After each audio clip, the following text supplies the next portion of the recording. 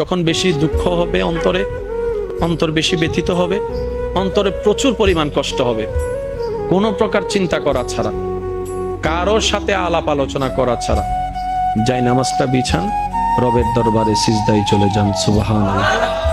চোখটা বন্ধ করেন, চোখের পানি ছাড়তে থাকেন, মন হালকা হতে থাকবে, সিজদায় রবকে বলতে থাকেন, যা বলার বলতে থাকেন, যেভাবে বলার বলতে থাকেন। মনে রাখবেন, আপনার সেই মনের বেতার ভাষা হতে পারে আপনার রক্ত বুঝবে না, আপনার ভালোবাসার মানুষ বুঝবে না, আপনার প্রিয় মানুষ বুঝবে না, কিন্তু আপনি যেভাবেই বলেন না কেন, আপনার প্রত্যেকটা শব্দ আপনার রব্বুল আলামিন বুঝবে। সুবহানাল্লাহ। আপনি যখন ওনাকে দুঃখের কথা বলবেন, উনি আপনার দুঃখটাকে হালকা করে দিবে। সেই দুঃখের খবর প্রকাশ করে আপনাকে কখনো বেইজ্জত করবে না। আর আপনি যখন সুখের খবর পেয়ে রবের দরবারে সিজদায় চলে যাবেন, তখন আল্লাহ তাআলা খুশি হয়ে আপনার সুখটাকে আরো বাড়ায় দিবে। লা ইন শাকারতুম